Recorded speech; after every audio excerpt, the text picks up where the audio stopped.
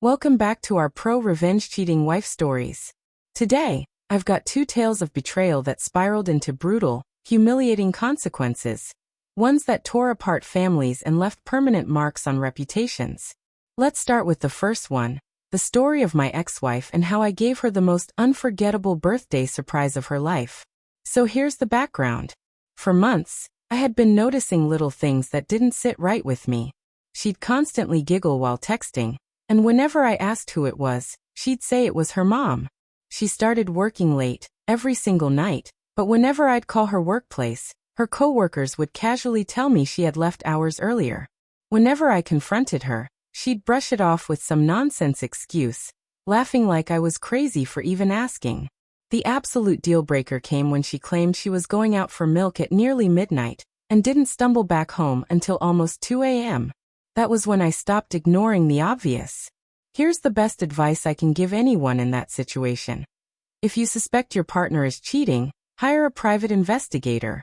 Those guys are professionals, and they'll get you the kind of proof you need. I did exactly that, and what he uncovered confirmed all my suspicions. But I didn't just confront her right away. No, I wanted to be methodical. I needed every bit of evidence possible to hand to my lawyer. I also needed time to find a new place to stay and plan my exit. But most of all, I wanted her to remember the day she got caught for the rest of her life. So I waited. And her birthday seemed like the perfect opportunity. Now, she had been very firm about me not spending her birthday with her. She insisted I should go out of town with my friends while she worked, saying she didn't want to celebrate because she felt old. That alone set off alarm bells in my head. Then, while moving things around in the closet, I found a hidden bottle of champagne and 2 glasses. That was the moment something inside me snapped. I came up with a plan. Instead of going out of town, I went to a buddy's house for the night. Then I called her parents, her sister, and a couple of close friends. I told them I had a fun idea. We'd sneak into the apartment early in the morning with a cake, streamers, and kazoos, and surprise her for her birthday. They all thought it was sweet and agreed. The next morning, around 8:30, we all met outside the apartment. 8 of us total. Her mom carried the cake, smiling from ear to ear. We crammed into the elevator, trying not to laugh or make too much noise. I unlocked the door, and we all tiptoed down the hall. Everyone was ready with their little party blowers, and her mom was grinning like she was about to see her daughter's happiest moment. I flung open the bedroom door, and we all shouted surprise. But the real surprise wasn't for her. It was for us. Because there she was, bent over in bed with her lover, frozen mid-act, both of them staring at us like deer in headlights. Her mom dropped the cake. Her sister screamed. Her dad exploded in rage. Her friends immediately tried to pull people out of the room to defuse the chaos. My wife, well, ex-wife now, was sobbing and yelling, asking how I could do this to her. Meanwhile, the guy she was cheating with was scrambling to get dressed and bolted out of the apartment half-dressed. That moment was priceless. Honestly, one of the best birthday gifts I've ever given anyone.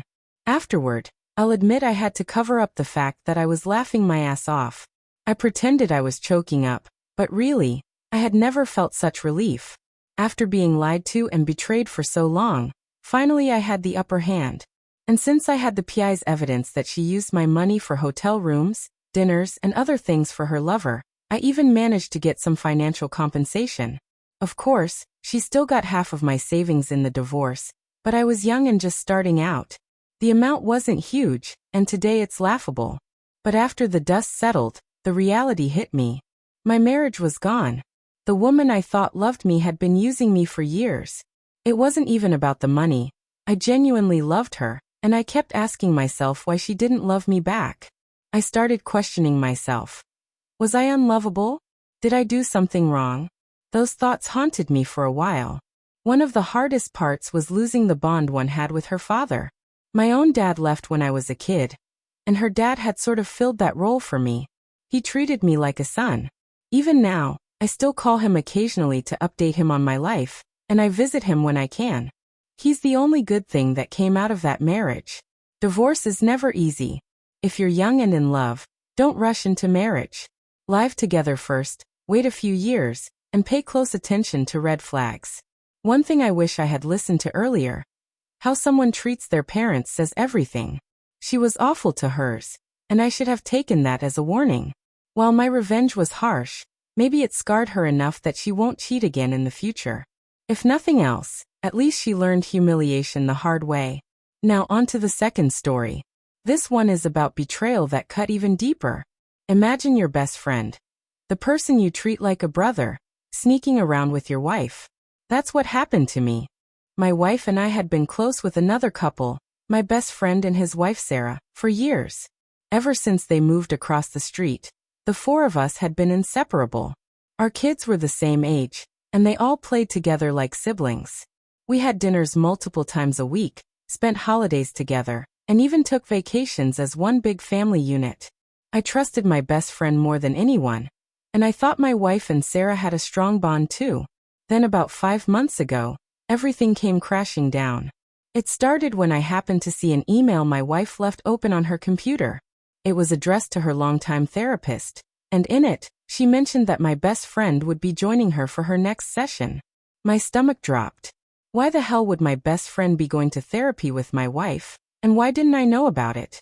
I started digging through her emails, and sure enough, I found several more messages back and forth with her therapist. They revealed that my wife and my best friend had been attending joint sessions together for about 6 weeks. I couldn't believe it. My world turned upside down in that moment that I went through our mobile phone account and noticed that, starting in late summer, my wife and my best friend had been sending each other hundreds of texts every single day. By the time the holidays rolled around, it was nearly 500 a day. What made it worse was that during Thanksgiving and Christmas, when both of our families came over, parents, siblings, everyone, they were still at it. Even when my best friend and his wife Sarah were there, they continued texting each other from across the room, as if we wouldn't notice. Looking back, it had been happening every time the four of us spent time together, and of course all day, every day in general. What cut the deepest wasn't just the sheer volume of texts but the fact that they did it right in front of Sarah and me. Eventually, I confronted my wife with the evidence. She didn't deny it. Instead, she confessed that she and my best friend had fallen in love. She claimed she didn't know how it happened, but that she felt nothing for me anymore and was sorry. She told me that during a school district trip, something had happened between them in the hotel. And from there things escalated quickly. As I lay on the couch, staring away from her, she explained that they had already been planning to leave Sarah and me, divorce us, and eventually live together once the timing seemed better for the kids. Apparently, their therapy sessions were not to save our marriages at all, but instead to figure out the best way to break the news gently, as they were oh so concerned about our well-being. Sarah and I agreed later that they probably weren't going to confess at all. Instead, they would have come up with some excuse months down the road to split from us while pretending the affair didn't exist. 2 months ago, my wife moved out. I've been shattered ever since. Not a day goes by where I don't cry. The thought of what this means for our children eats me alive. But as broken as I was, I've never been the kind of person to just sit back when I've been wronged. And in this case, I was wronged beyond measure. My best friend had once been an unlikely candidate for a seat on the local board of education. A couple of years back, I helped him with debate prep and campaign materials, while my wife, who worked in the district, helped spread the word. Against all odds, he won by only a few dozen votes. That position became his entire identity, and he dove in headfirst, joining every committee, attending every event. And as it turned out, all of that was the perfect cover for him and my wife to spend more and more time together. After learning the truth, my mind quickly turned to revenge. I realized that a board member sleeping with a district employee was, at the very least, terrible optics, and possibly against school policy. Making matters worse for them, my wife was in line for a big administrative promotion that everyone assumed was hers for the taking. She had just completed her master's in school administration, encouraged by her principal and superintendent specifically for this job. With the promotion came a major pay raise. I had all the proof I needed: text logs, messages admitting the affair, therapy emails, and phone records. At first, I thought about sending everything to the superintendent and the board. But then I realized that, as the devastated husband, I might not be taken seriously. So I invented a character.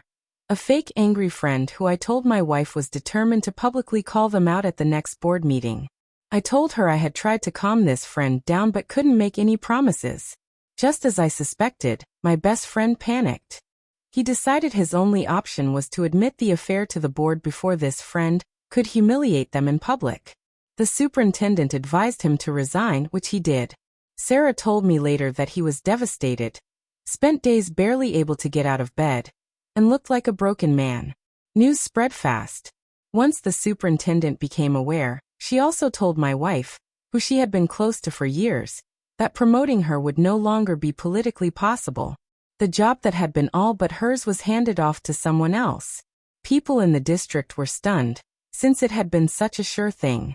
The very next day, my wife and I took our son out to breakfast for his birthday. A parent came up to congratulate her on the new job, and she had to excuse herself to cry in the bathroom, because by then she already knew she wasn't getting it. I let things sit for a while before finally telling them the truth. There had never been an angry friend threatening to expose them. It was me all along. Since then, word has spread through our small town. My wife refuses to talk to me about her work life, but I've heard that her once impeccable reputation is in ruins. My best friend, who used to be the life of every gathering, has practically vanished. He barely leaves the house except to mow the lawn, and soon he'll be moving into a modest townhouse, what he can afford after the child support he now owes Sarah. Both of them claim they're going to try to make their relationship work, despite everything. I honestly wish them luck. I can't imagine how much fun it'll be for them to show their faces together in this town, carrying all that shame. In the end, I barely had to lift a finger. A simple lie, and they took care of their own destruction. Minimum effort, maximum impact.